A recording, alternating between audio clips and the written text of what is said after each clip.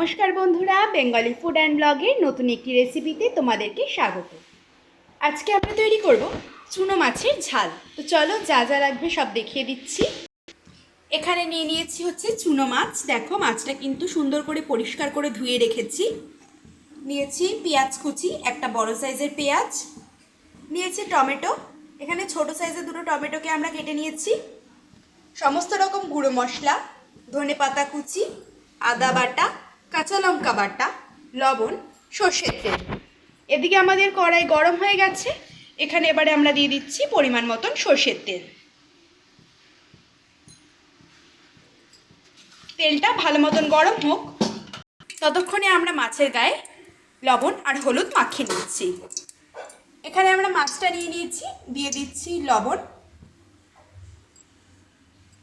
হলুদ গুঁড়ো। এবারে ভালো করে আমরা এটাকে মাখিয়ে নেব।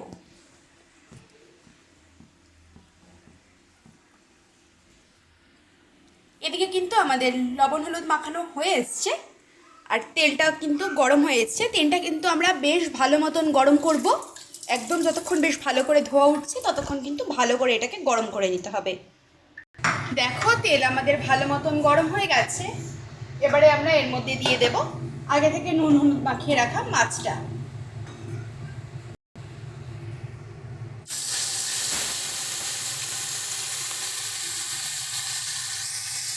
মাছটা কিন্তু আমরা একবারে সবটা দেবো না, অল্প অল্প করে দিয়ে ভেজে দেবো।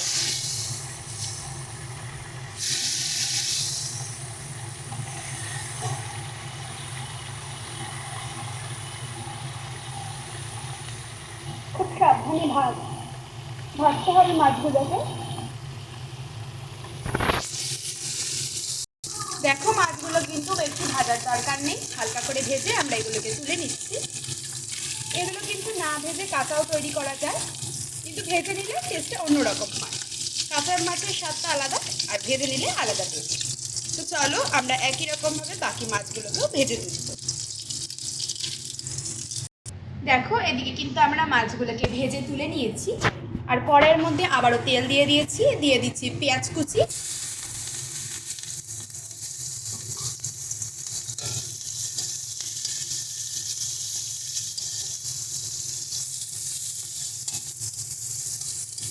এবারে এর মধ্যে দিয়ে দিচ্ছি কাঁচা লঙ্কা বাটা আর আদা বাটা। দিয়ে দিচ্ছি কাঁচা লঙ্কা বাটা, আদা বাটা। পেঁয়াজটা যখন একটু ভাজা হয়ে আসবে তখন কিন্তু বাটা মশলাগুলো দেব। সাথে দিয়ে দিচ্ছি গুঁড়ো মশলা যা যা লাগবে, হলুদ গুঁড়ো,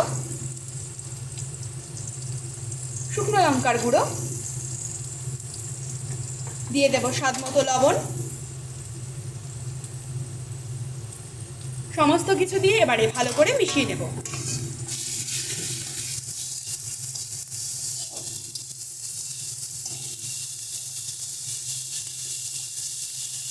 মশলাটাকে মিশিয়ে নিয়ে আমরা আগে থেকে কেটে রাখা পেঁয়াজটাও দিয়ে দিচ্ছি। মশলাটাকে ভালো করে মিশিয়ে নিয়ে আমরা আগে থেকে কেটে রাখা টমেটোটা দিয়ে দেব।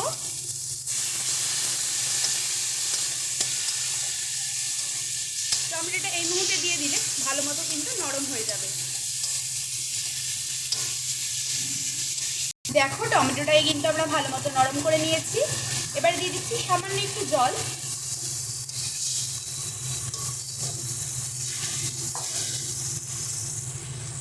এবারে আগে থেকে ভেজে রাখা চুনো মাছটা দিয়ে দিলাম।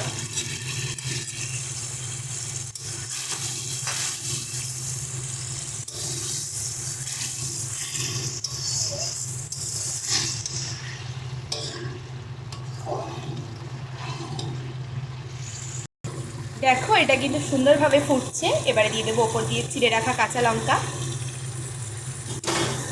দিয়ে দিচ্ছি ধনেপাতা কুচি,